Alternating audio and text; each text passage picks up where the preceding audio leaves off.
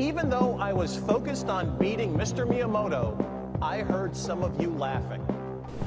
All right. Don't try to deny it. Reggilar show.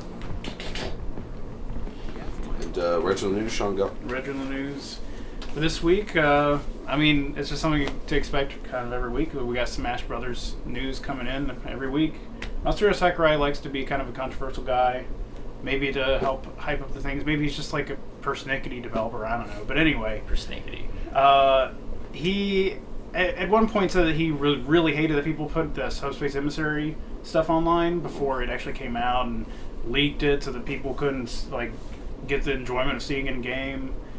I mean, it's going to happen anyway. You can't really, like, that's just, people are going to do that. I don't really see how that was the thing. Just don't look it up. I did not see the Subspace Emissary stuff before I did it, and I gained no enjoyment from it. I am with you in so, that regard. But there you go. Your move, Sakurai. People were, like, wondering, is he not going to have Subspace? You know, what does that mean? Well, he, like, spelled it out for people. Like, he literally said, to be clear, the new Super Smash Bros. Games do not feature a story mode like Subspace Emissary. There's no story mode, whatsoever. I'm cool with there not being a story mode as long as there's single-player content. Hopefully that doesn't mean there's no single-player content. So, like, Melee and first Super Smash Bros. Kind of thing? Yeah, well, I'd like more than that. Something, you know, maybe some kind of, like, you know, challenge tower or like something. Like an arcade mode? Something like that. Like, I would like some kind of single player content, and I would hope that doesn't mean no single player content, just no story mode. And like, if that's the case, then I'm fine with that.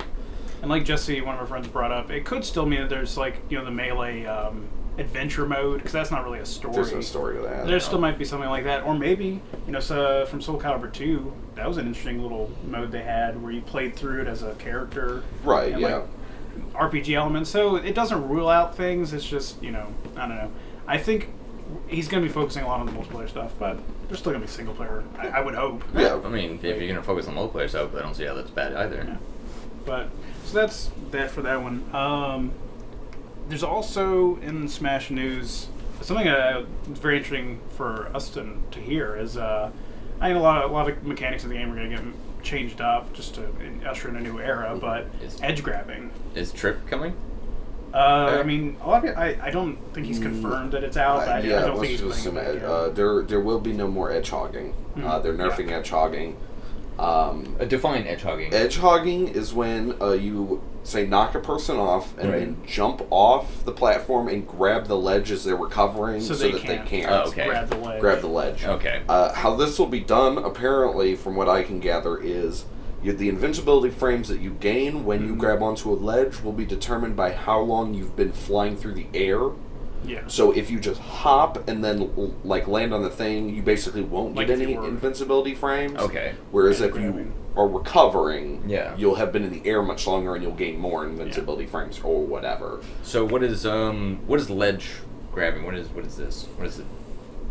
What? Is this what it is? Yeah. Ledge hogging. Yeah. Yeah, it's like it's a term for a tactic that people used. Like, you would knock somebody off and then just immediately, like, get up on the ledge as they were approaching the ledge so that they couldn't grab it. And I mean, I understand that. And then there's ledge guarding, which is different, and it's generally considered to be ungentlemanly. Like, well, I mean, for us samurai warriors, for us, we don't ledge hog because it's gay. Yeah. In that sense, it's like having our Dragon Ball Z fights and then and then we fly off. Ledge hogging's pretty lame. I know some people were upset about this because it's tactics, but it's lame.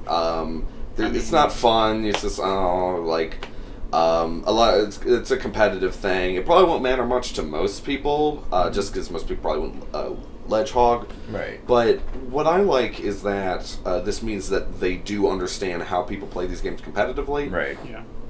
And they are balancing it accordingly. Like I said, it's a game. Yeah. So I'm glad that this is something that's happening. I'm glad that they're nerfing something that I don't find particularly fun and I think is unsportsmanlike. And I never liked it myself. I think the game can only be better. Right. So if I could take your attention for a minute, so this will be switched how? Because you don't get the invincibility frames. That's what's keeping you from grabbing the ledge? No, like, when you hit the ledge, you'll be invincible. So if they say try to hit you with recover into you'll be invincible and they'll just fall. Yeah. Okay. Yeah. So now when you kind of hop and grab the ledge, you won't be invincible for anymore. So they'll be able to hit you off. Okay, good. So it's swatting them off the ledge. There apparently will also be another way. It looks like you can kind of jump into them and knock them off the ledge as well. Yeah. According to the picture they posted on Miiverse. So, but I believe it'll be nerfed in a couple different ways. That's good. Yes. Yeah. Anyway. So there we go. Moving on. So moving off of Smash, we've got the Ace Attorney series is kind of a popular thing going around. The fifth one just came out recently, and we're going to be doing something on that, sometime in the future. Someday. But it's been announced by Capcom that they're going to be re-releasing the first 3 Ace Attorney games in a collection on the 3DS. Nice.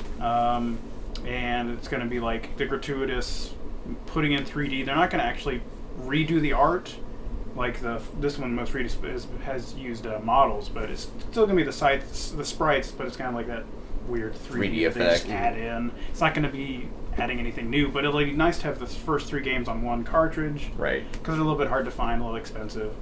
But the main thing here is is this going to come to the United States? Is this, it also had the subtitle of Phoenix Wright's collection, so there might be in the future a Edgeworth collection, which we might get Ace Attorney Investigations 2 over here finally. Who knows? But mostly it's just an interesting thing to announce, and it's only for Japan so far, but the Japanese version of the DS version had both Japanese and English in it, so I don't see why they wouldn't over here. Just as a question, can you actually buy any of the other Phoenix Wrights besides Dual Destinies on the eShop? No. So that's, okay, so that would be a really big thing for American players. If it comes to America, I'm guaranteed that it's going to be eShop and maybe physical. I hope. I'd imagine it might not be. It depends on how Dual Destiny's sold. Yeah. It'd probably be easy enough for them to just do an eShop release. In terms of an eShop, there's no reason not to. Right. If they already have they obviously have the English language tracks there. So, but the localization's weird. Sometimes they don't or whatever. Right. So. And hopefully this is something that will get Capcom into more financial straits because they're running low on money. This is something that they can do that doesn't cost much money. Yeah. Presumably can get them some money. So, yeah. Good news for Capcom. Mega Man. No, they'll never do that. No. But the last news for today is over the last week, some weird guy apparently leaked. It's probably not even going to be true. The new specs for the new Nintendo console. Is it a new Nintendo console? Well, obviously the companies are going to be deep at work into the next console already. Yeah. But this one, it's supposed to be the leaked specs and everything about it. Has some sort of weird picture, but they have. It's called the Nintendo Fusion, and pretty cool name. What it's going to do is it's mainly going to help connectivity between the 3DS and basically a Wii U-like platform where it still has a gamepad sort of thing, but the system itself is way more advanced. Has really good components to it, it has 3 gigs of graphics RAM and a bunch of other stuff to it. But the main thing here is the 3DS, the system would have a 3DS cartridge slot on it.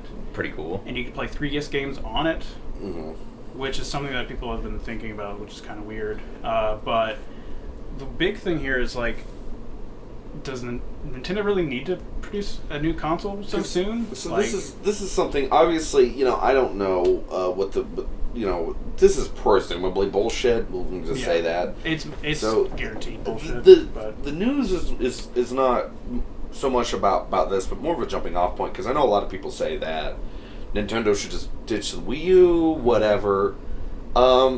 That's not a good idea. If this actually turns out to be true, I think it's a bad move.